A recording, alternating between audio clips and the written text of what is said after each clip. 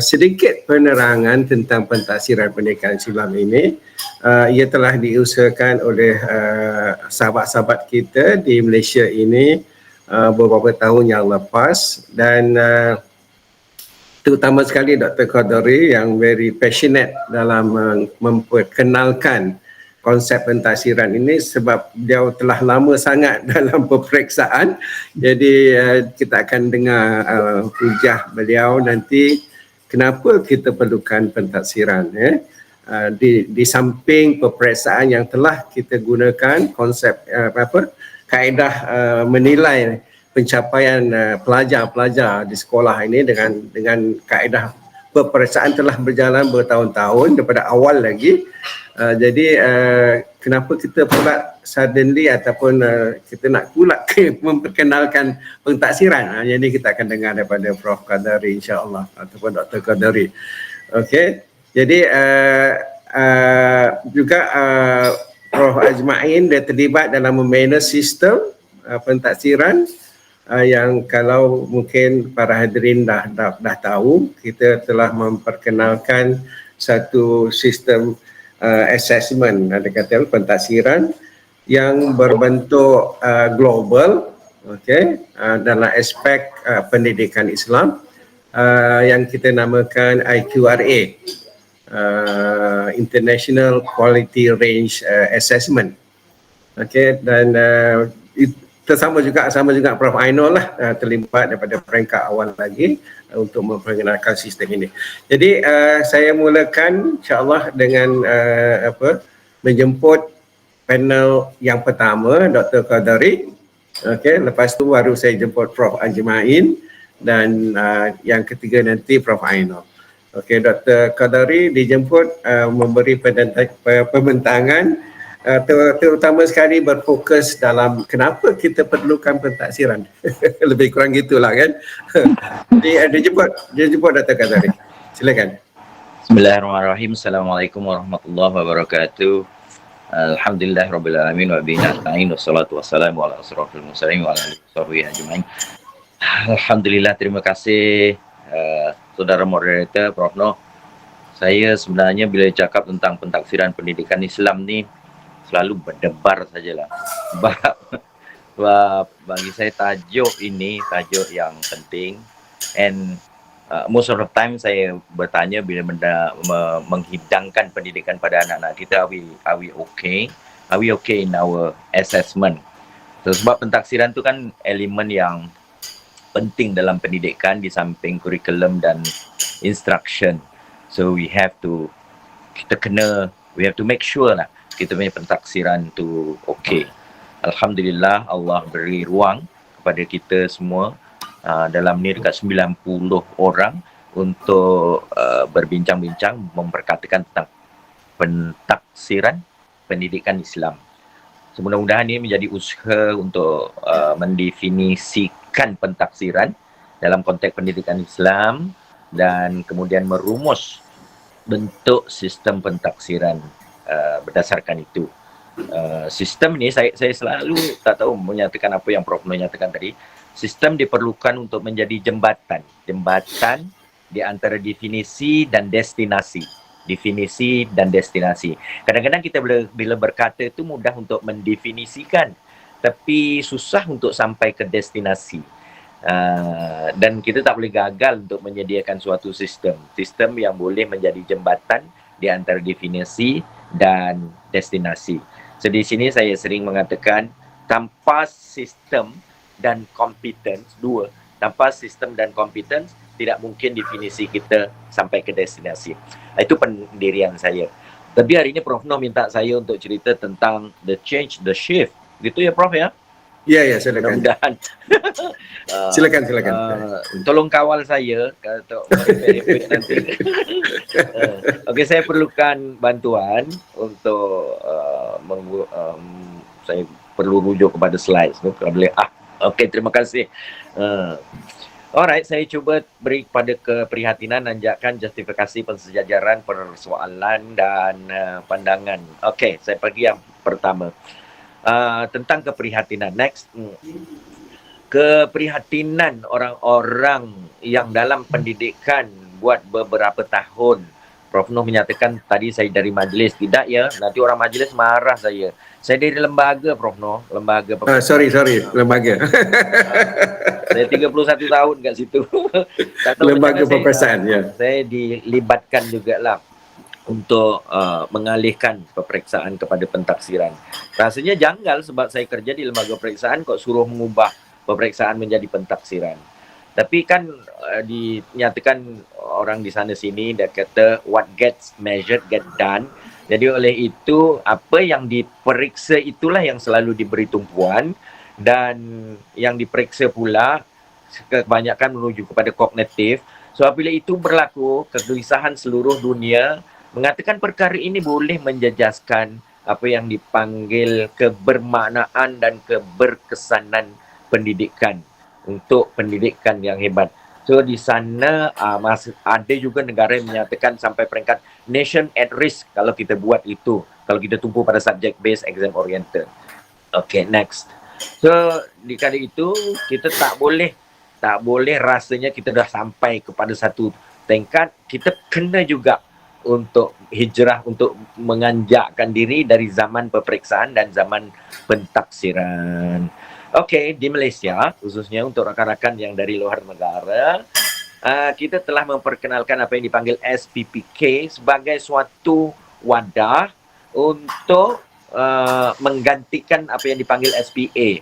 We used to have sistem pentaksiran awam, public exam system, and that system pentaksiran awam drive our education system, sehingga orang sayang sangat peperiksaan. Nak dibuang pun ada orang yang suruh ambil balik.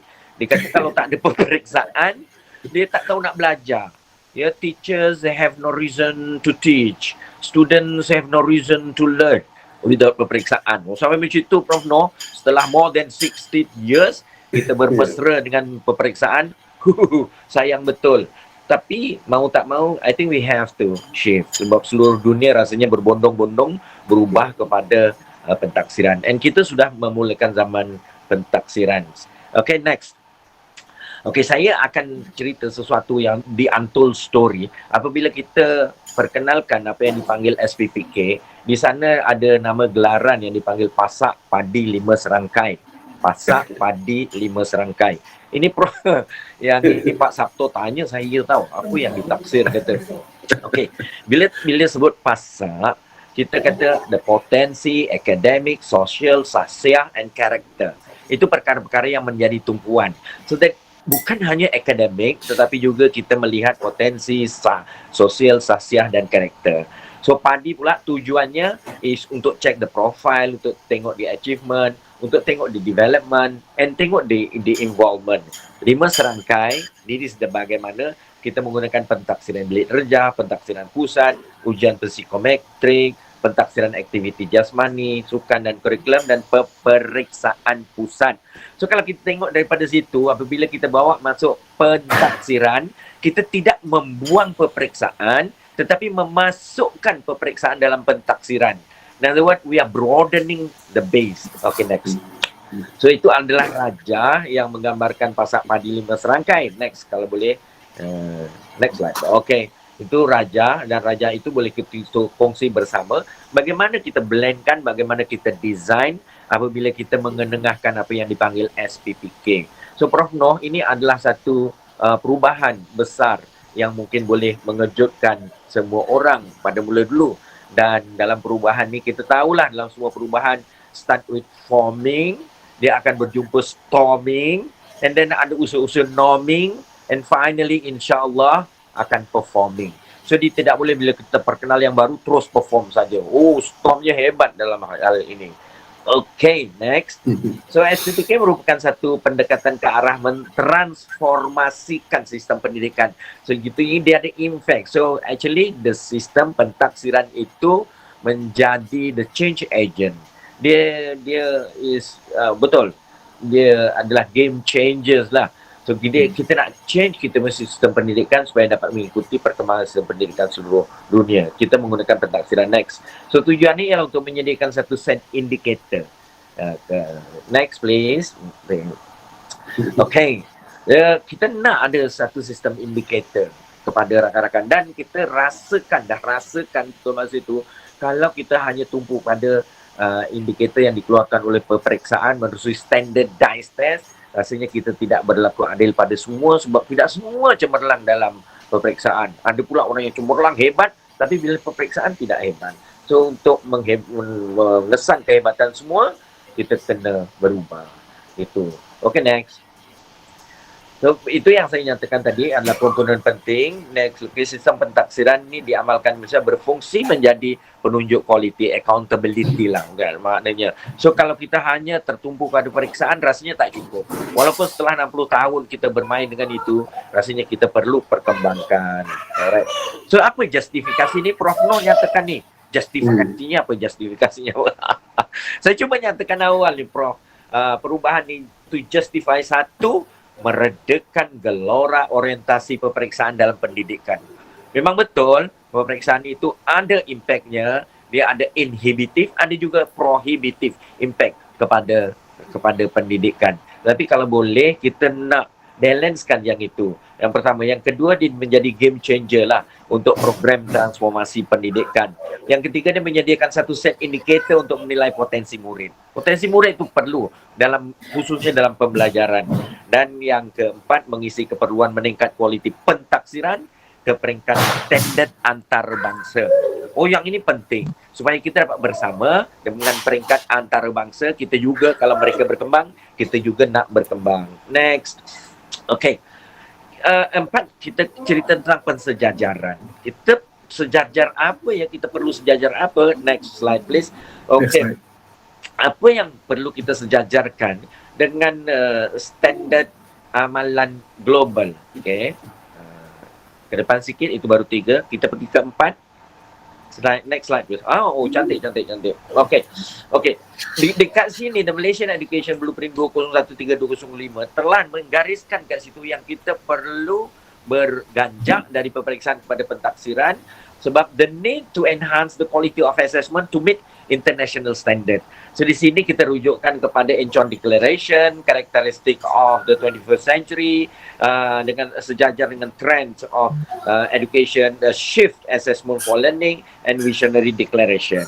So ini adalah 4 yang kita rujuk. Next, kalau Incheon tu rasanya lah, kalau kita tengok Incheon, dia punya framework of action untuk sustainable development SDG 4 tu, to ensure inclusive, equitable, quality education and promote lifelong learning opportunity for all.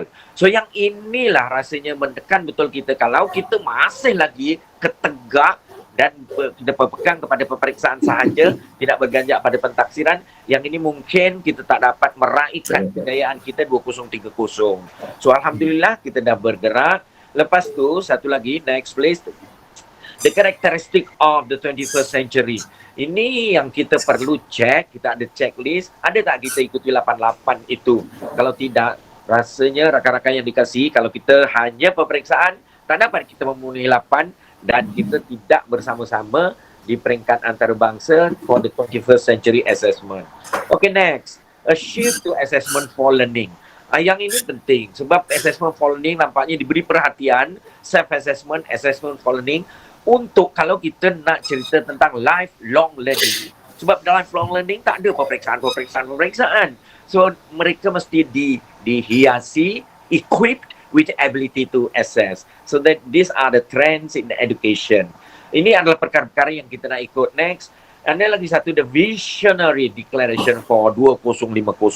Kok kita naklah meraihkan kejayaan kita dalam menghadiahkan pendidikan yang bagus untuk anak-anak kita, rasanya kita tak boleh bersendirian. And 2050 dunia bertekad untuk shift to learning to become.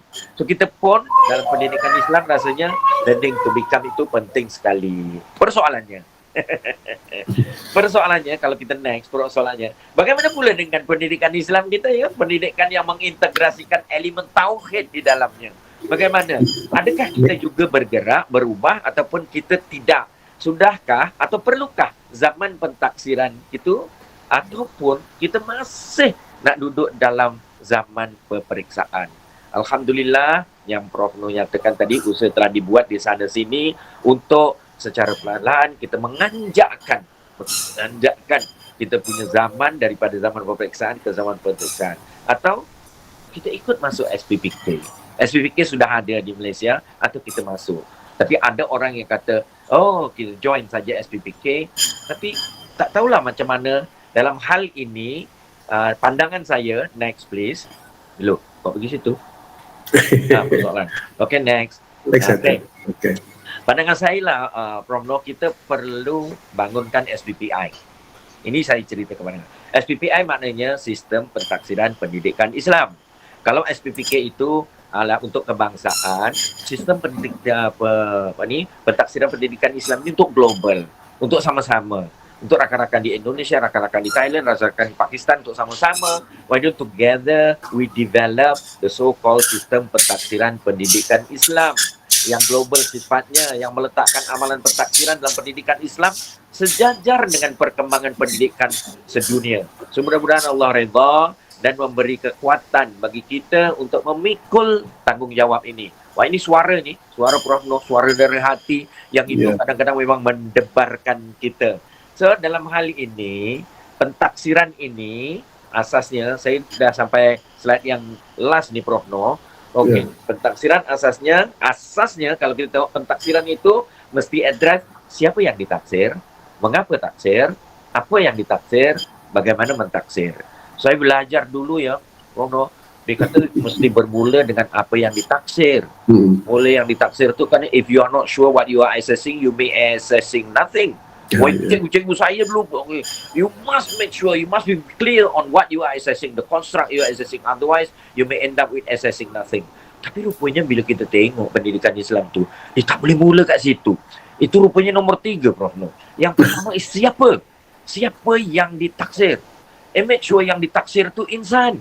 Yang ditaksir itu bukan beruk. Contohnya, minta maaf ya, yang ditaksir itu bukan bangku, bukan tu, tapi yang ditaksir itu mesti insan. So, mengapa ditaksir? Ini bapa saya selalu nyatakan, kita didik awak supaya awak menjadi orang yang selamat, katanya. Iya ke?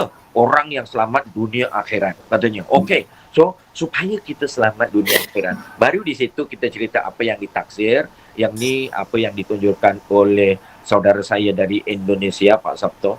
Apa yang ditaksir. Betul Pak Sabto, ini sangat penting untuk kita sama-sama address. Kemudian bagaimana mentaksir.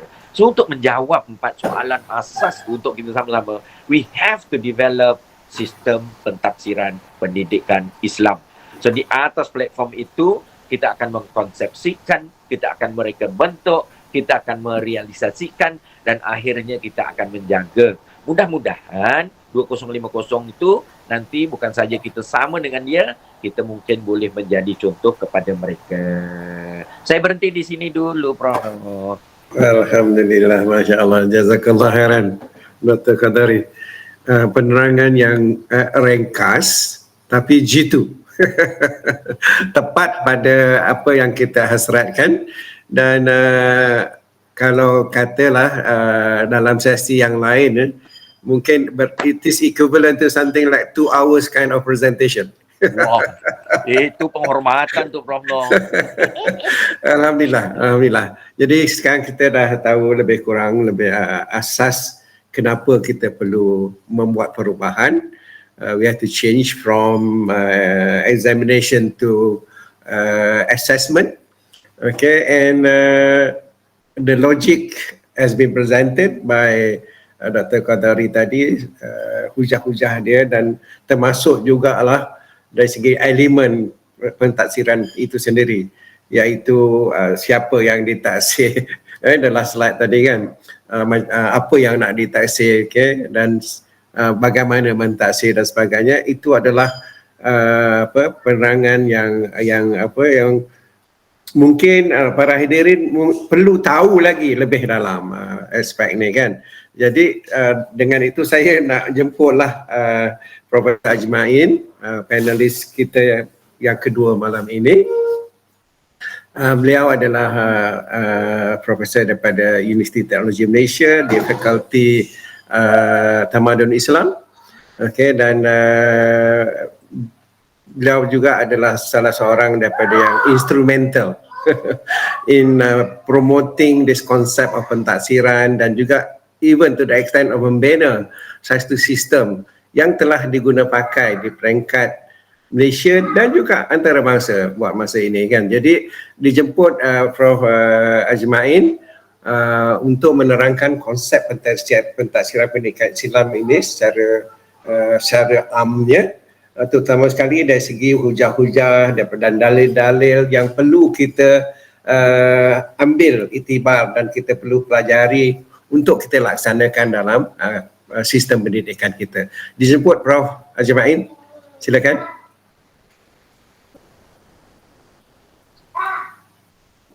Okay, Assalamualaikum warahmatullahi wabarakatuh. Boleh nampak slide saya? Boleh, Alhamdulillah. Alhamdulillah nampak. Terima kasih kepada Prof Noh sebagai moderator, rakan-rakan panel, serta peserta webinar pada malam ini. Saya mohon maaf terlebih dahulu sebab ini macam bidan terjun untuk menggantikan Prof Azlan. Jadi apa yang mungkin saya sampaikan ini tidak memenuhi hasrat urus dia. Saya juga mohon ampun sekali lagi lah. Okey, bila kita sebut konsep pentafsiran pendidikan Islam, sebenarnya ada sikit pengalaman masa saya buat PhD dulu. PhD saya membina instrumen pentafsiran akhlak. So masa saya buat tu, awal-awal tu ada orang tanya saya lah. Dia kata, boleh ukur ke akhlak ni? Apa kayu ukurnya? Ya, betul. Itu antara soalan yang saya kena buktikan. Saya kata iman ini yazid wa yankus. Iman kita ini ada masa dia tinggi, meningkat, ada masa dia menurun, masa dia rendah. Apa indikator kita kalau kita rasa iman kita ketika itu lemah? Mesti ada indikator dia. Dan bila kita rasa iman kita tu tinggi, dan mesti ketika itu kita rasa ada indikator dia. So begitulah sebenarnya akhlak kita ini ada indikator-indikator yang sepatutnya kita boleh ukur akhlak seseorang. Okey, kita tahu bahawa ini moderator ni berapa minit? 10 minit. Lebih kurang. Okay. Pendidikan dalam Islam ni kita tahu dia merupakan satu proses berterusan untuk melahirkan insan yang seimbang.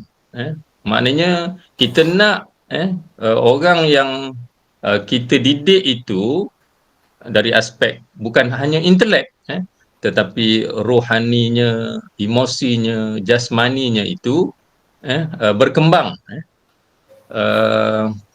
Potensi-potensi ke empat aspek ini terserlah, bukan hanya dilihat daripada pencapaian akademik semata-mata. Dan kita pendidikan ini bukan semata-mata nak melahirkan manusia robot ataupun manusia yang cerdik dari segi pencapaian akademik semata-mata. So kita nak dia menjadi seorang hamba Allah dan seorang khalifah yang bertanggungjawab untuk diri dia, untuk keluarga dia, untuk masyarakat, negara dan agama. Dan sudah semestinya lah bahawa pendidikan Islam tujuannya ialah untuk membentuk akhlak yang mulia sesuai dengan perutusan Nabi SAW, innama bu'istu liutammima salihal akhlak. Sesungguhnya tidak aku diutus melainkan untuk menyempurnakan kebaikan akhlak. Rasulullah itu sendiri diutus untuk menyempurnakan akhlak. Jadi kita ni nak jadi qudwah, contoh kita tidak ada yang lain yang terbaik, seperti mana yang ditunjukkan oleh baginda Nabi SAW. So dalam menentukan keberkesanan dan kejayaan sesebuah pendidikan, dia bergantung kepada pertama proses pengajaran dan pembelajaran yang dilalui, dan yang kedua pentaksiran yang digunakan oleh guru. So kita tahu pentaksiran, kalau tadi Dr. Kodri dia ada sebut pasat 5 serangkai semua tu kan. Bukan hanya peperiksaan, tetapi nak dalam proses pentaksiran itu ialah proses penambahbaikan pencapaian murid. Assessment for learning tadi kan. Untuk membangunkan murid itu secara holistik, bukan hanya satu aspek. So dalam membangunkan kemenjadian murid secara holistik, dia tidak hanya tertumpu kepada domain kognitif semata-mata, dan tidak juga hanya menggunakan kaedah tradisional, peperiksaan, ujian dan sebagainya. So kalau kita tengok dulu sijil berhenti sekolah kan, kalau tengok antaranya ialah akhlak kan. Apa nilai yang biasanya ditulis pada sijil berhenti sekolah kita? Grade untuk akhlak tu ada tak? Yang ada ialah akhlaknya baik. Dan saya pernah tanya cikgu, walaupun pelajar tu kurang baik, dia tidak akan tergamak untuk menulis akhlaknya kurang baik. Sebab dia kata kesian dekat budak ni. Besok nak cari kerja susah kan. Jadi tulis jugalah akhlaknya baik. So ukuran tu tidak dapat ditentukan. Kalau subjek akademik kita boleh bagi A, B, C dan sebagainya. So sepatutnya akhlak itu begitu juga. Dan kalau kita tahu akhlak dia itu rendah, so inilah proses kita baik pulih kan. Kita tahu pencapaian dia sekian, so kita kena perbaiki sehinggalah sampai satu tahap pencapaian dia. Jadi pentaksiran dalam Islam ni bukan hanya pencapaian kognitif, tetapi termasuklah pencapaian aspek-aspek yang lain, termasuklah akhlak, penghayatan, amalan, emosi dan sebagainya. So tumpuan pentaksiran bukan hanya kepada kandungan kurikulum, tetapi keupayaan murid untuk mengaplikasi pengetahuan dalam kehidupan sebenar. Penghayatan emosi dia, penghayatan akhlak dia, adab dia, yang tercerna dalam tingkah laku mereka. So dalam arti kata yang lain, kemenjadian murid itu secara holistik. So kaedah yang boleh digunakan dengan pelbagai lah, termasuk yang tidak formal. Dan kalau kita lihat hadis Nabi SAW yang menyebutkan tentang proses pembelajaran ni, hadis yang menyebutkan muru auladakum bisalah wa hum abna'u sab'i sinin wadribuhum 'alaiha. Perintahkan anak kamu untuk melaksanakan solat apabila dia mula mencapai usia 7 tahun. Dan pukul bila? Selepas 10 tahun. Kalau dia tidak melaksanakan. Jadi 3 tahun, maknanya daripada umur 7 sampai 10 itu adalah proses pembelajaran sehingga daripada dia dimaklumkan sampailah dia menjadi tabiat. So proses itu sepatutnya berlaku dalam tempoh 3 tahun. Kalau kita calculate sesuatu amalan untuk jadi budaya ataupun tabiat, katalah tadi disebut tentang sembahyang kan 5 kali sehari. So maknanya kita hanya boleh mendenda, menghukum dalam bentuk dendaan rotan tu selepas seolah-olahnya lah selepas kita bimbing, kita asuh, kita didik selama 3 tahun tu. Kalau calculation dia 5,475 kali yang diulang tanpa jemu sehingga menjadi sesuatu itu menjadi tabiat dan juga kebiasaan. Lepas itu kalau dia masih lagi tak buat, barulah diberikan hukuman rotan. Sebenarnya dalam tempoh itu proses memujuk, proses membimbing, maknanya kita kena pastikan sembahyang itu akhirnya dia tak payah disuruh, malah dia boleh bukan hanya menjadi makmum, malah boleh menjadi imam selepas itu.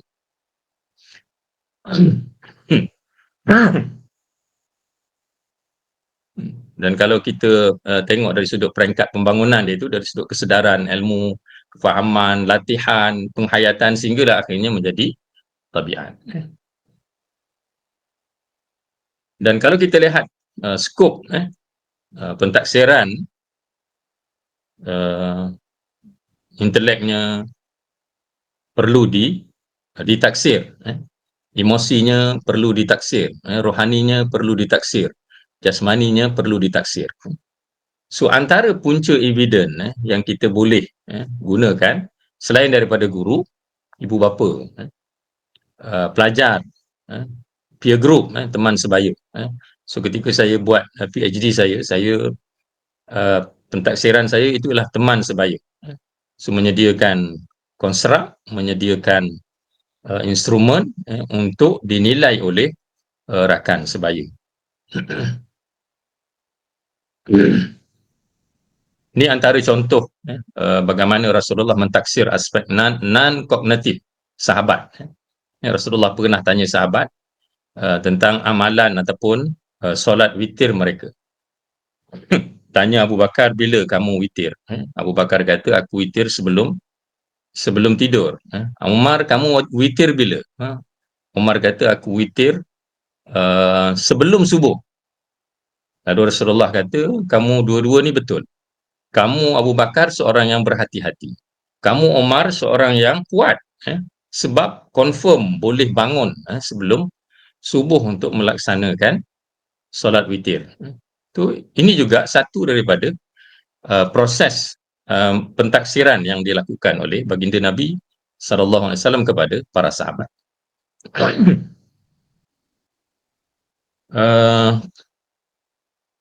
So orientasi proses itu fokus kepada perkembangan dan kemenjadian murid, galakkan guru, pelbagaikan kaedah dan pengajaran pembelajaran. So pastikan pentaksiran itu untuk pembelajaran dan dia mestilah bersifat dua hala, guru dan juga pelajar mengambil tanggungjawab tersebut. So kita nak bukan hanya ilmu, kita nak amalan, kita nak penghayatan dan akhirnya kita nak dia membudayakan. So matlamatnya kita nak menghasilkan seorang hamba dan seorang khalifah yang akan menyumbang bukan hanya untuk diri dia, tapi untuk keluarga, untuk masyarakat dan juga untuk negara. So ini antara yang kami hasilkan, IQRA 2.0, kita ada 1.0, satu lagi 2.0 oleh Ikram Musleh. So kita ada konstruk yang kita ukur untuk menghasilkan insan Rabbani. So di dalam setiap konstruk tu dia ada sub-sub konstruk, dia ada item-item untuk dicapai oleh setiap murid, oleh setiap pelajar. So saya rasa saya berhenti dekat sini dulu. Terima kasih kepada Tuan Moderator. Mohon ampun dan maaf segala kekurangan. Jazakallah khairan Prof. Ajmain for sharing the concept behind assessment in Islamic education ataupun education in Islam. Dan hujah-hujah yang diberikan sebagai sumber untuk membina konsep pentaksiran ini telah diterangkan banyak contoh-contoh keperluan kita membuat proses pentaksiran dalam diri kita ini ialah sebab kita ini adalah manusia ataupun insan dan Allah jadikan manusia ini untuk tujuan tertentu sebagai hamba, sebagai khalifah dan sebagainya. Jadi ciri-ciri hamba yang taat kepada Allah, khalifah yang dapat melaksanakan, memakmurkan dunia, memakmurkan negara dan sebagainya ini, perlu kita bina. Dan macam mana kita nak tahu seseorang itu telah mencapai ataupun telah menjadi seperti yang Allah harapkan dan telah ditunjukkan oleh Rasulullah SAW dan dijelaskan di sini oleh Prof. Haji Ma'in. Saya rasa itu agak jelas, dan walaupun webinar ini adalah pengenalan, jadi untuk kita tahu lebih detail lagi, kita kena buat kajian lah insya-Allah, dan mungkin kita boleh approach all these panelists kemudian, dan juga boleh juga berbincang dengan, sebagai contoh disebut oleh Prof. Haji Ma'in tadi, Ikram Muslih telah membina satu sistem pentadsiran yang telah diguna pakai, yang dinamakan IQRA tadi, yang berasaskan kepada konstruk pembinaan insan tadi, kemenjadian insan tadi. Okey, jadi saya rasa setakat itu dulu, dan terima kasih banyak dan jazakallah khairan kepada Prof. Haji Ma'in, dan kita akan pindah kepada panelis kita yang ketiga malam ini, our beloved Professor Dr. Ainul daripada UIA, yang perlu kongsi kepada peserta malam ini tentang tahap pelaksanaan konsep pentadsiran ini di dalam pendidikan Islam, sebab beliau di difficulty pendidikan ini adalah very instrumental in promoting this konsep pentadsiran ini, dan bagaimana ia dilaksanakan, how it is done, especially in combining ataupun integrating with the current education system ni macam mana. Jadi wallahu alam, rasanya Prof. Ainul banyak pengalaman daripada aspek ini, dan saya menjemput Prof. Ainul untuk berkongsi sama dengan para hadirin pada malam ini. Dipersilakan Prof. Ainul. Bismillahirrahmanirrahim. Terima kasih Prof. Noh. Alhamdulillah Rabbil Alamin, wassalatu wassalamu ala ashrafil anbiya wal mursalin wa ala alihi wa sahbihi ajma'in. Allahumma rabbi shrah li sadri wa yassir li amri wahlul 'uqdatam min lisani yafqahu qawli.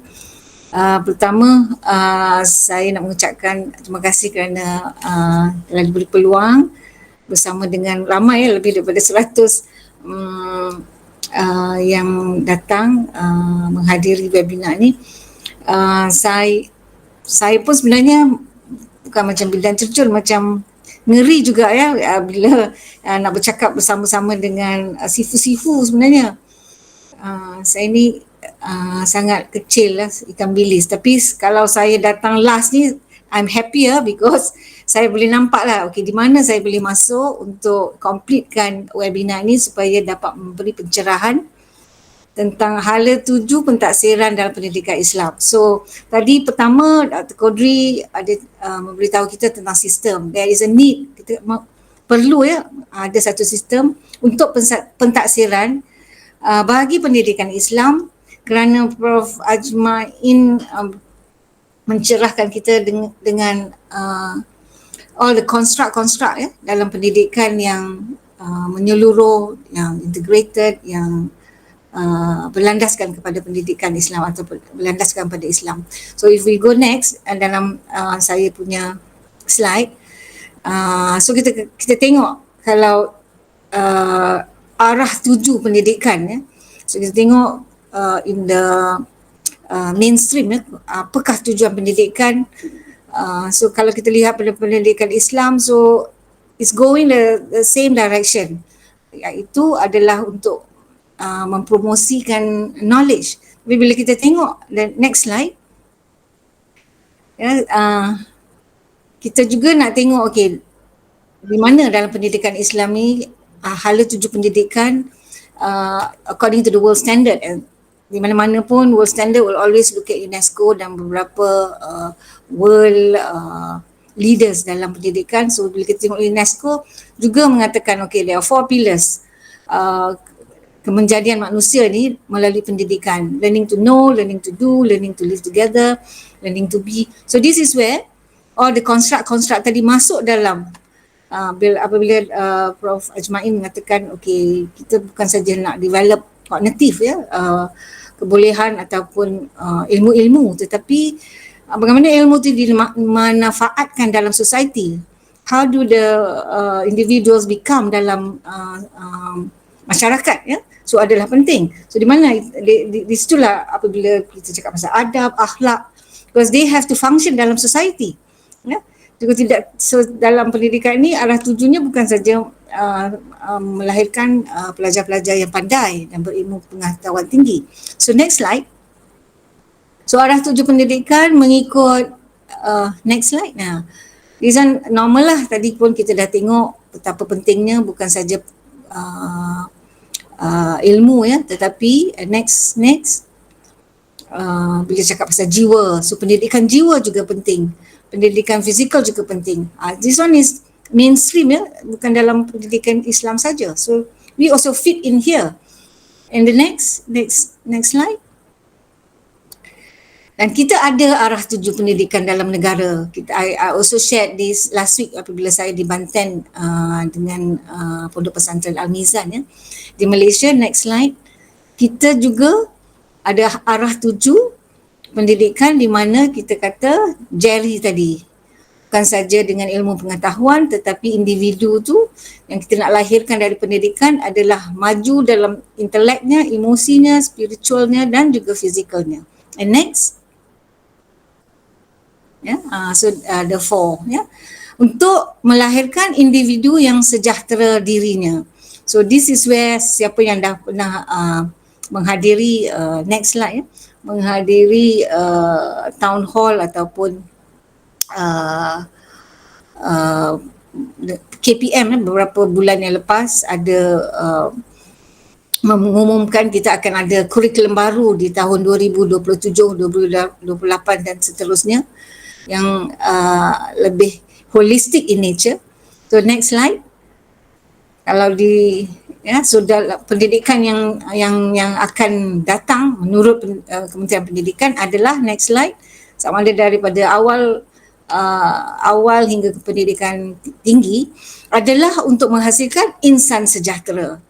Ya. So dalam pendidikan Islam kita ni dah lama dah kata okay, it's about the holistic development of the child, ya.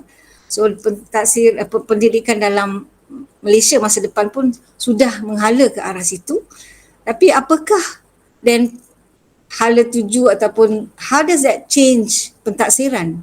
How does that change amalan pentaksiran ataupun prinsip-prinsip pentaksiran apabila kita mengatakan kita punya pendidikan adalah menghasilkan insan yang rabbani ataupun yang sejahtera tadi.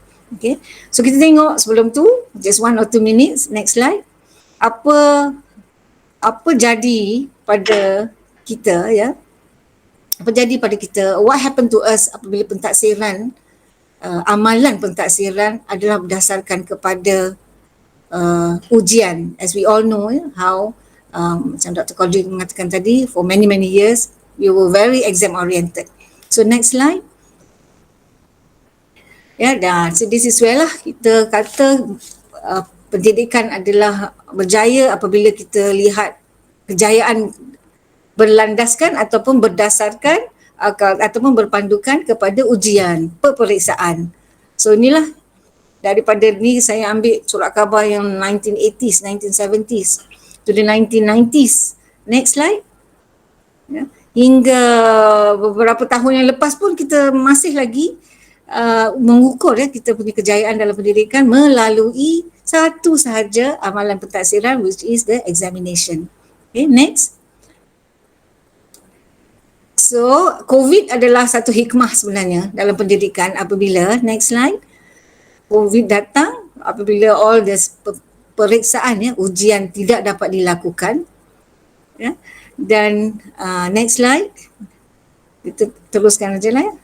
Apabila pentaksiran yang berlandaskan ataupun berpandukan pada ujian tidak dapat lakukan.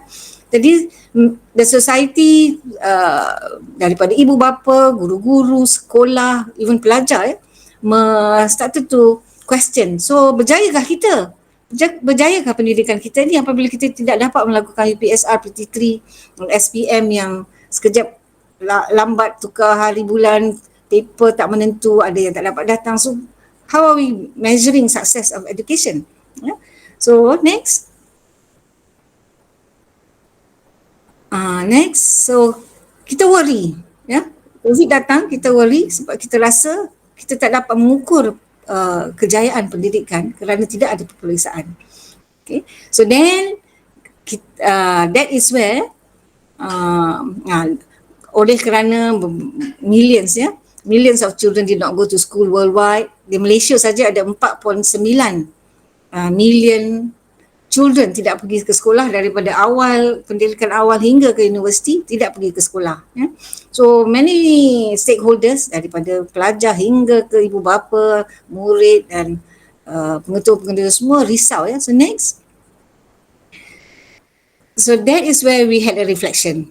Di mana kita kata kalau kita tidak mengukur kejayaan daripada pentaksiran melalui peperiksaan, boleh ke? But we had no choice actually. Malaysia tidak ada choice yang lain sebab kita ada banyak sangat pentaksiran melalui ujian. So di mana kemudian when we sit down, had a reflection, so that is where kita they had no choice lah sebenarnya. And bila refleksi itu dibuat, then baru kita they open the eyes and also the heart dan juga mindset that ujian adalah ataupun exams is just one of the measures of a success dalam pendidikan. Berbalik-balik kepada tujuan pendidikan tadi, and apa yang telah dinyatakan oleh Prof. Ajmain dan Dr. Quadri, tujuan pendidikan bukanlah kepada kognitif ataupun ilmu sahaja. So next. And next, kita teruslah ke slide yang seterusnya. Yang saya sebut tadi kerisauan kerisauan ibu bapa, pengetua sekolah, murid. Saya ambil ni semua daripada newspaper dan posting-posting semua risau bagaimana belajar, anak-anak tak belajar, tak dapat ilmu sebab tak pergi sekolah, COVID, tak ada exam. Bila tak ada exam, they felt that pendidikan tidak berlaku. Next. So banyak kerisauan kerisauan kerana tidak ada peperiksaan. Okay, so next. Tapi bila kita cakap dengan cikgu dan murid, saya nak ni next slide nak highlight what happens to the children apabila tidak ada peperiksaan dan tidak pergi ke sekolah. Okay. So this webinar kita mengadakan dengan anak-anak murid ataupun budak-budak sekolah di tahun 2020 dan 2021 bila kita tengok some of the excerpts ni, these are all has to do with emosi. Okay, next slide. Pendidikan yang kita nampak dalam halah 7 pendidikan tadi juga mengatakan that kita pendidikan juga have to look at perkembangan emosi. Bila kita cakap dengan anak-anak murid yang tidak pergi ke sekolah dan tidak melalui pentaksiran melalui ujian, the voices of the children are telling us that there is something not not happening atau there's something that is not right about the emosi. But who cares? Because at the end of the day, apa yang kita worry ataupun apa yang kita beri penekanan adalah grades. So next slide. So berbalik kepada apa yang dinyatakan oleh Dr. Quadri dan Dr. Ajmain tadi, let's reflect. Apabila kita sudah tahu hala 7 pendidikan, it's very clear. Let's look at bagaimana kita nak mentafsir untuk to be sure ataupun bagaimana kita can tell that sistem pendidikan kita adalah berjaya ialah melalui pentaksiran. Dan juga apabila Prof. Ajmain mengatakan tadi, pentaksiran ini merangkumi all the aspect yang kita nak develop dalam kemenjadian murid. Next. And next, so all these things mengatakan pentadsiran itu adalah pelbagai. Pentadsiran itu adalah pelbagai cara untuk mengumpul maklumat tentang murid. Ialah tadi maklumat tentang adab, maklumat tentang akhlak, maklumat tentang budi pekerti. Those are equally important as much as maklumat tentang bagaimana how much knowledge they have in mathematics or science and all the other subjects. So next, so at the end of the day, next. Okay. So at the end of the day, amalan-amalan pentadsiran adalah penting dalam bilik darjah. Dan siapakah pengamal pentadsiran tu? Pengamal pentadsiran adalah guru-guru dalam bilik darjah. So dengan itu, gurulah yang perlu to have perlu to have all the knowledge dan juga skill dalam pentadsiran. Sebab kalau kita nak mentafsir all the construct yang dinyatakan oleh Dr. Qadri dan Dr. Ajmain tadi, guru perlulah ada knowledge, pengetahuan dan juga skill, kemahiran dalam pentadsiran yang menyeluruh. We talk about assessment of learning, assessment for learning. Tadi Prof. Ajmain juga ada menyentuh tentang assessment of the intangible. Next. Dan kita juga ada amalan-amalan quality. Next. Amalan-amalan kualiti yang tidak bertujuan untuk membezakan murid atau membezakan anak-anak. Next, kerana there are also amalan pentadsiran yang penting untuk melihat ketumbuhan ataupun the growth of children. Next, and there are also different types of assessment ataupun pentadsiran yang drives learning. And next, yang penting apabila kita cakap pasal akhlak, adab, budi pekerti dan lain-lain tadi adalah pentadsiran yang melihat pada perkembangan. So guru-guru juga perlu tahu and know how to do or what to do dalam mentafsir perkembangan konstruk-konstruk ataupun values dalam pendidikan. Next. Oleh itu, let's go to the last lah. After this, next. Oleh itu, kami Dr. Qadri, myself, Prof. Ajmain dan Prof. Noh, kami Alhamdulillah 2 tahun yang lepas dalam Majlis Pentadsiran Pendidikan Islam telah menyediakan program-program untuk memantapkan kemahiran dan pengetahuan guru dalam pentadsiran, di mana kami di MPPI dalam Majlis Pentadsiran Pendidikan Islam next ada menyediakan modul-modul untuk memantapkan lagi kemahiran dan pengetahuan guru-guru dalam pendidikan Islam, di mana kita ada graded programs daripada foundation hinggalah kepada expert level. Sebagai contohnya, next, kita ada 3, for example, basic education assessment level atau kursus atau modul, di mana kami akan few hours kami akan beri knowledge and skill dalam memilih pentadsiran yang sesuai apabila kita talk about the different types of assessment tadi.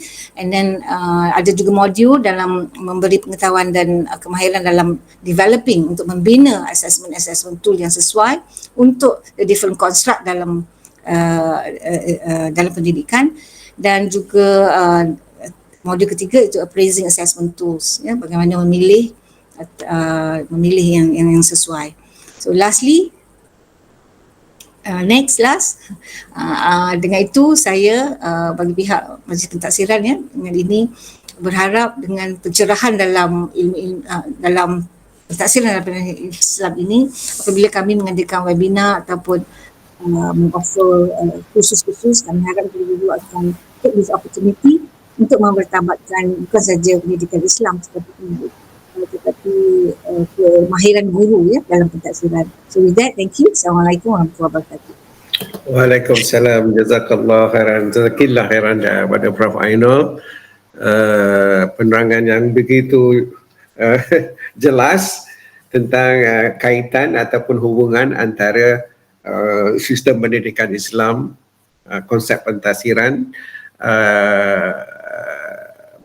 berkait ataupun hubungan dengan sistem pendidikan negara dan juga di peringkat global. Bagaimana negara-negara yang lebih maju dia telah mengutarakan keperluan kita membina pelajar dalam sistem pendidikan ini untuk menjadi sesuatu. Okey, yang diterangkan oleh panelis yang sebelum ini, they have to become somebody. Jadi kalau kita ikuti dalam pendidikan Islam ini, is to be khalifah Allah, to be hamba Allah dan khalifah Allah di muka bumi ini. Jadi ciri-ciri ini hanya boleh diukur dengan konsep pentadsiran ini. Sebab examination tidak dapat mengukur pencapaian ataupun pembangunan pelajar di dalam aspek yang diperlukan oleh bukan setakat sekolah-sekolah di negara kita, malah di sekolah-sekolah di negara-negara luar yang lebih maju dan sebagainya. Saya rasa pernah dengar banyak kali Dr. Qadari pernah sebut negara macam di Skandinavia tu, Finland, Norway dan sebagainya, dia telah ke depan dalam mengenengahkan konsep pentadsiran ini sebab dia rasa bahawa terdapat banyak kelemahan ataupun kekurangan dalam kaedah peperiksaan yang telah kita gunakan bertahun-tahun selama ini dan Prof. Ainul alhamdulillah jazakallah khairan telah menjelaskan seterusnya. Dan juga yang satu perkara yang disebutkan tadi, bahawa kita juga telah menemukan apa dipanggil MPPI, Majlis Pentadsiran Pendidikan Islam sebenarnya, yang mana adalah gabungan di antara UIA, Fakulti Pendidikan di Universiti Islam Antarabangsa bersama-sama dengan Ikram Putri, dengan Gapim dan juga beberapa individu orang yang lain, yang mana kita usahakan untuk memurnikan, membaiki lagi sistem pentadsiran ini dan juga untuk laksanakan. Okay? The most important thing that we can implement this dan juga kita majukan kepada the whole society lah in education. Okay, kita ada lebih kurang 15 minit lagi, jadi kita boleh teruskan dengan mungkin saya buka quickly to anybody want to ask any question ataupun soalan.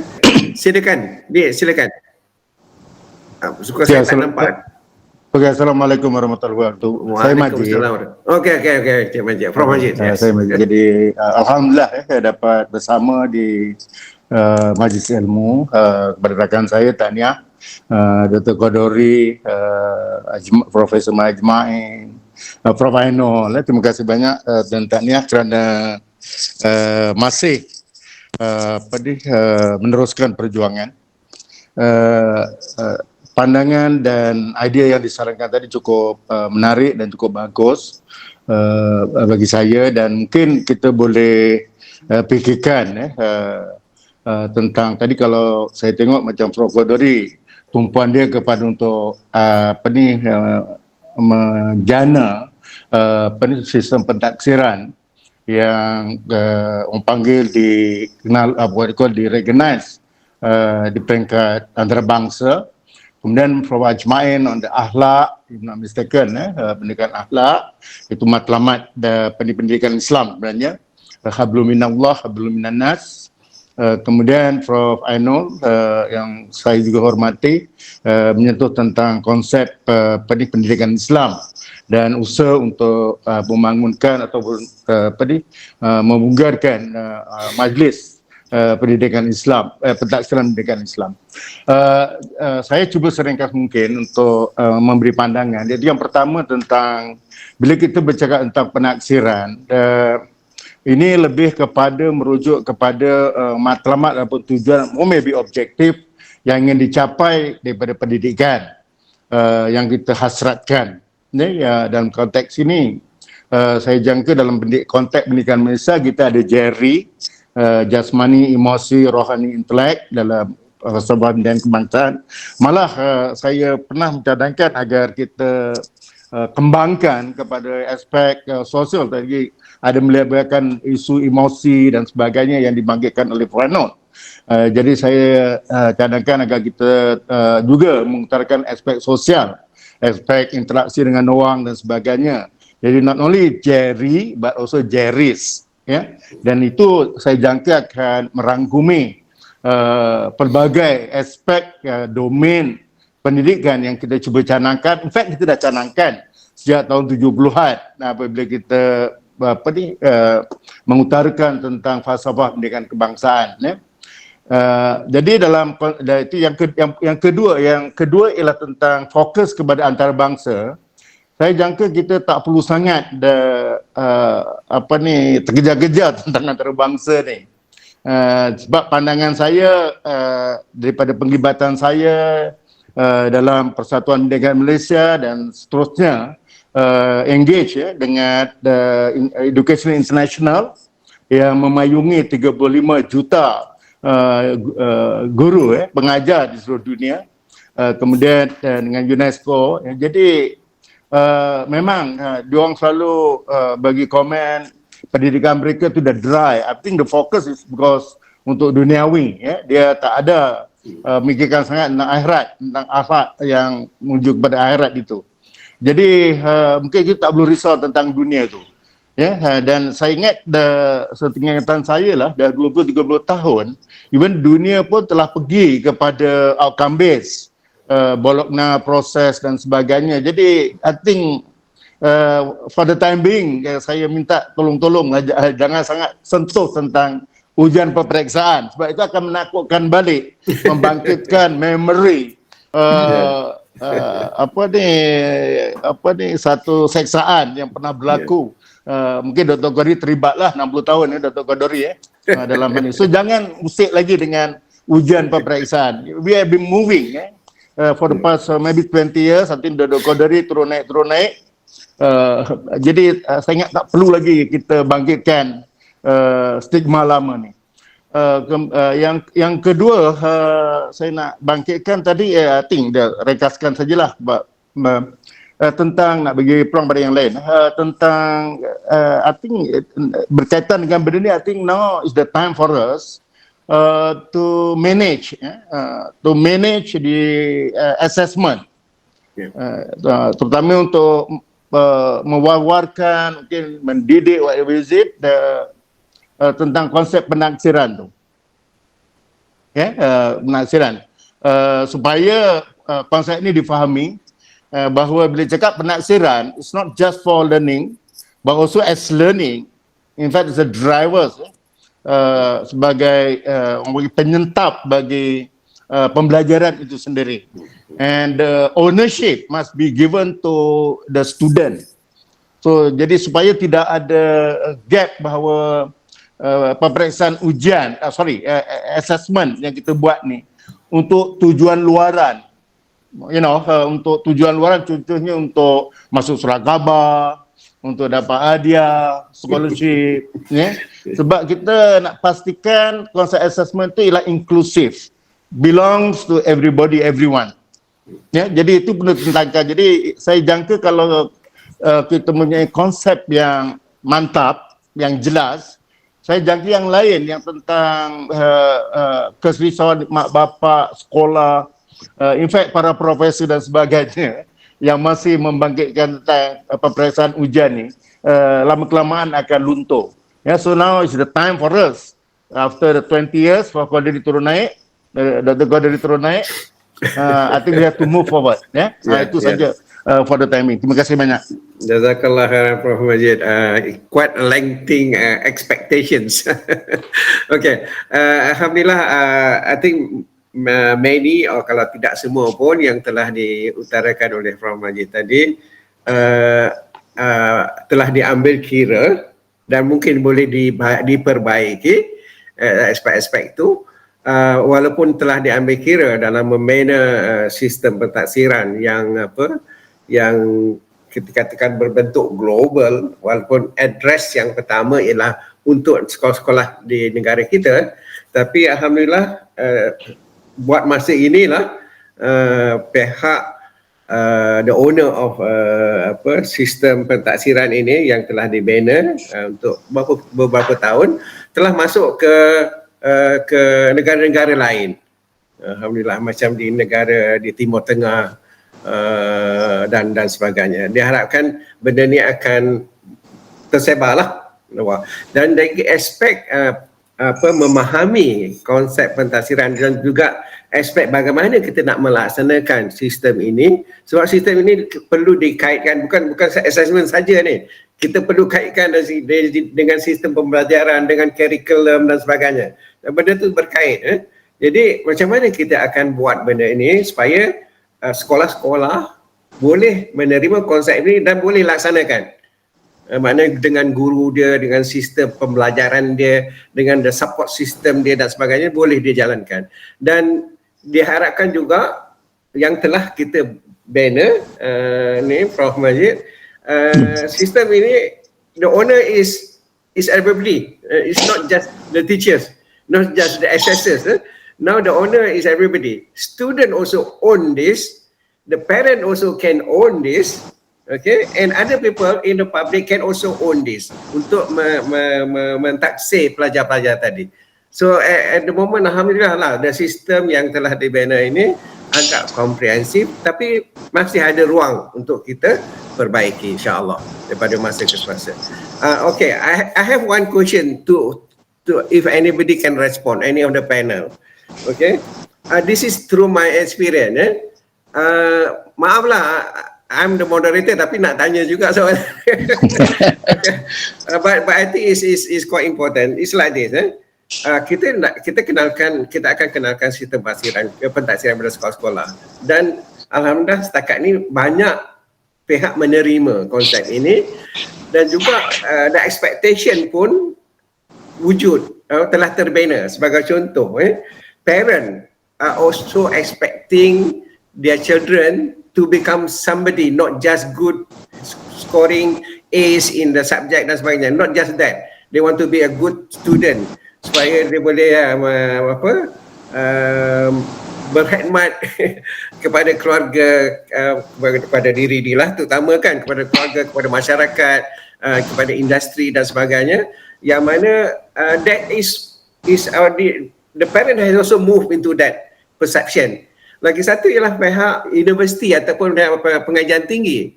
Mereka pun dah mula menerima pelajar-pelajar yang mempunyai this comprehensive ataupun balance quality ni, not just academic. They also are expecting this.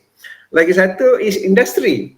Okay, interview yang telah dijalankan kepada calon-calon pekerja mereka semua, they are expecting graduate ataupun school leavers daripada sekolah-sekolah ini yang mempunyai balance quality, not just academic. Okay, that is what has been what through my experience lah, that's happening. Dah ada perubahan dari segi expectation tu. Cuma apabila mereka nak mengambil pelajar untuk masuk universiti ataupun nak mengambil pelajar ataupun graduate untuk bekerja dan sebagainya, mereka masih melihat kepada grade. Okay? Because tak ada sistem yang mereka boleh lihat ataupun tak ada output yang mereka boleh lihat yang mana ia mengukur the balance quality of the candidate tu. Jadi dia terpaksa lihat berapa A awak dapat, you dapat first class ke, second class ke. That's the measurement that they have to resort to. Jadi any of the panel can respond to this supaya benda ni akan berubah dan berjalan dengan lebih baik di masa akan datang. Wallahualam. Dr. Qadari, macam mana? Okay, thank you. Saya rasa itulah concern kita when you are talking about the credential for mobility. Okay, credential for mobility maknanya perkara yang kita rujuk untuk bergerak ke hadapan, sama ada bidang pekerjaan ataupun bidang pendidikan. So betul yang Prof Majid nyatakan tadi, we have to be open sekarang. Saya pula menyatakan tadi ada what is the quick win tadi. Dua-dua ni saya rasa bertolak dari apa yang disebut kita kena lari dari takut kepada suka. Lari. Sebab dulu peperiksaan tu menakutkan. Betul Prof? Saya yang buat, orang lah apa ni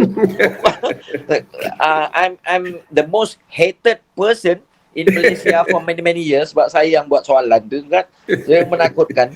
Tetapi Prof, bukankah budak-budak kita suka pada game? Dan game tu boleh mengumpulkan data serta diproses untuk keluar sebagai credential. Yeah. So the gamification dalam hal ini, kalau kita boleh gamekan usaha-usaha mentaksir, ya Allah, anak kita boleh pegang ke alat ini dari pagi sampai ke petang, tetapi tidak digunakan untuk mentaksir diri dia. So kalau kita boleh letak kerangka di situ, dia boleh meletakkan ke, dan apa yang kita buat ialah untuk mengiktiraf apa yang di dalam tu. Untuk mengiktiraf, kita kena letakkan dia dalam satu sistem. Saya rasa kerja ni sangat mudah untuk dijalankan, tetapi susah betul saya nak jual benda ni. So bagi saya, kalau kita boleh buka satu bentuk game yang disukai oleh semua orang, tetapi maklumatnya kita boleh kutip dan gunakan sebagai credential for mobility, sebab betul apa yang tidak dapat dikutip oleh peperiksaan ni lagi banyak. Saya adalah orang yang memang tidak pernah cemerlang dalam peperiksaan, tapi tak tahu macam mana suruh jadi timbalan pengarah peperiksaan. Itu Allah Ta'ala punya kerja. Allah Akbar. Tapi betapa pedihnya kita kat sekolah apabila orang tidak pandang kita bila kita tak cemerlang dalam peperiksaan. Sedangkan kita banyak lagi tahu perkara-perkara yang boleh dikongsikan. So kalau itu boleh kita capture and record and being iktiraf untuk ke depan, rasanya Prof Noor, kita sudah di ambang pintu. Tinggal nak masuk saja dalam hal tu. So, rakan-rakan yang duduk di atas, tolong pertimbangkan usaha-usaha orang di bawah yang menginginkan credential for mobility itu dibukakan. We have to broaden the base, insyaAllah. Yeah. Prof Ajmain, you have to respond anything on comment from Prof Majid and others, please. Tak ada kot. Nak ucap terima kasih kepada Prof Majid Kunting. Ni guru kami ni. Guru besar. Research. Guru besar. Research ni, guru besar. Prof Ainul, you want to say anything on things raised by Prof Majid and other things? Tak ada, except for saya rasa dalam masa 10 years to come, 3, 5, 10 tahun akan datang, apabila kita dah memantapkan pendidikan Islam, dan nanti akan ada era baru dalam pendidikan apabila pendidikan yang akan membuat rombakan daripada awal kanak-kanak hingga ke menengah dan pre-university. We will look at, dia berteraskan 4 teras ya, antara dua terasnya adalah adab dan competency base. Jadi dia pun pendidikan negara juga maksudnya dah selari dengan apa yang selama ini in the framework of pendidikan Islam. Yeah. So I think isu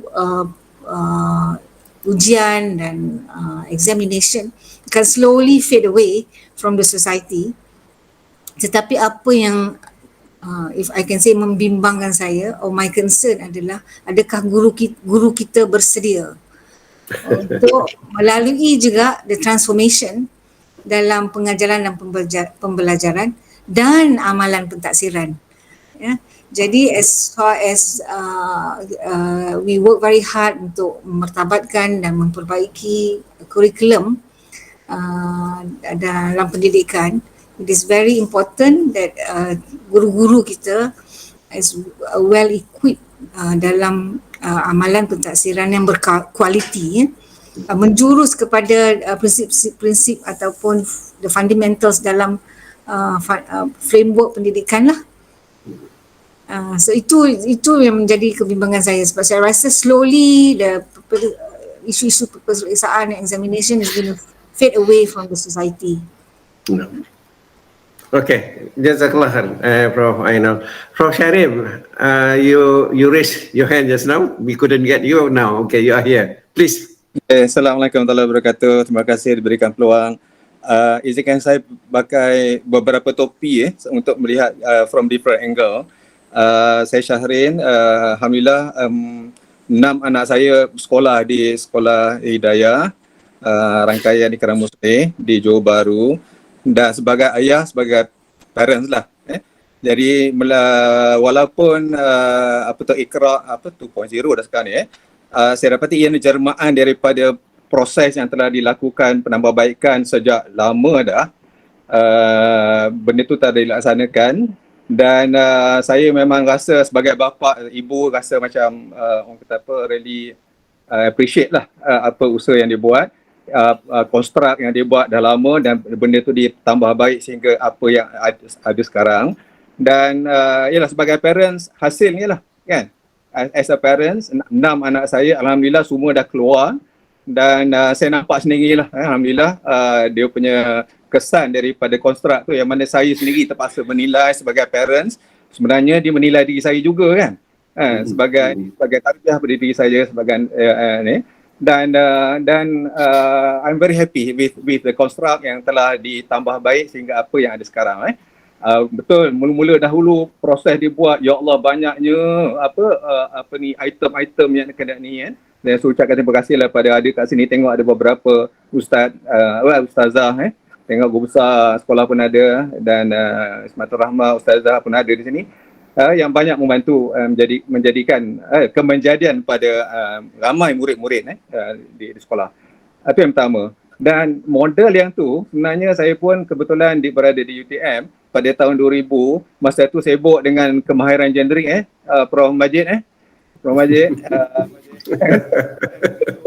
kita pasal generic skill kan. Jadi saya menggunakan model tu sebenarnya, dan saya was one of the diminta oleh Prof Saleh Habu masa tu fikirkan sesuatu on practical kan, bukan saja cerita-cerita, buat benda dan we design something untuk di UTM dan begitulah benda tu ni, dan kita adopt apa yang sebenarnya yang daripada construct yang tu, generic skill tu kan, dan digunakan pakai di UTM, dan saya guna masa itulah zaman OBE Prof Majid dan saya terpaksa pergi ke banyak tempat termasuk UIA main ni dengan engineering lah kan, menceritakan pasal OBE se-Malaysia. Memang saya kena slaughter left and right lah, siapa nak percaya kan, orang engineer cerita pasal education jadi ada sejarah, tapi alhamdulillah kita dapati benda tu nampak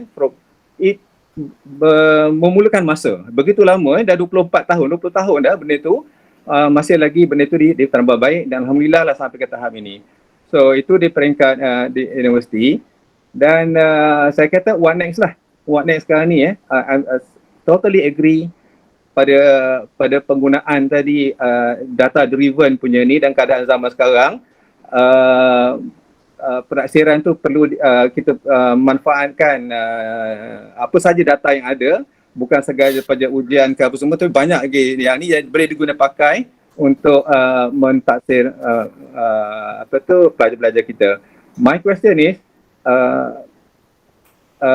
mengapa pihak ini banyak menceritakan pasal pentaksiran dan mengapa tidak penilaian?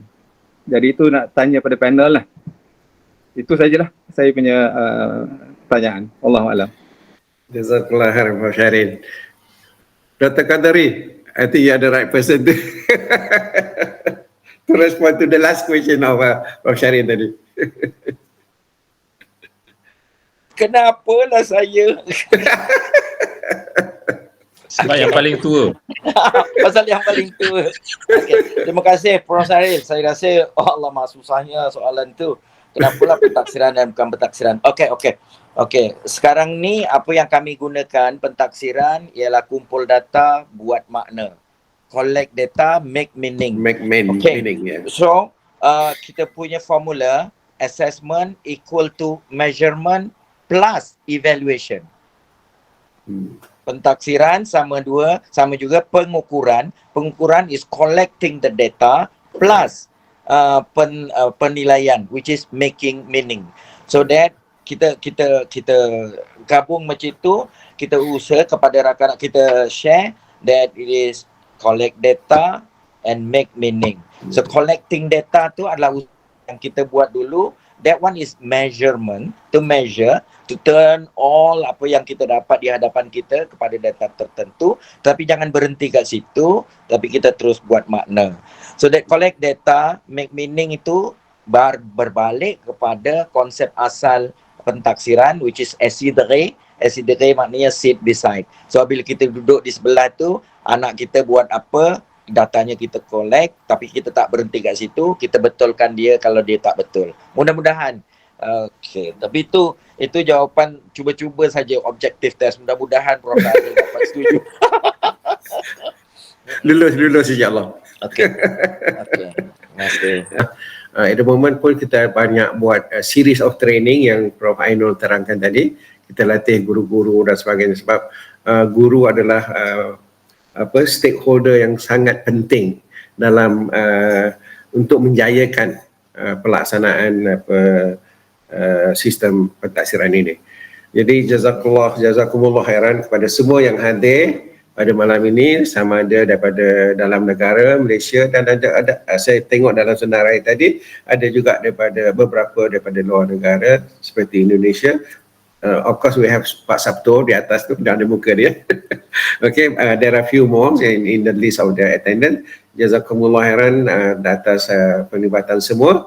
Dan benda ni, webinar ni akan berterusan, maknanya kita akan susun semula untuk masa akan datang, mungkin dari segi peringkat peningkatan ataupun pelaksanaan dan sebagainya, dan kita akan anjurkan lagi webinar serupa ini di masa akan datang insya-Allah. Jadi terima kasih jazakumullah khairan kepada semua panelis, semua yang hadir, juga penganjur Ikram Muslih kerana berjaya melaksanakan webinar malam ni walaupun kita dah melebihi masa 15 minit ni, tapi tak apa, saya ingat tidak terlalu lewat untuk berehat malam ni insya-Allah. Jazakumullah khairan. Assalamualaikum warahmatullahi wabarakatuh.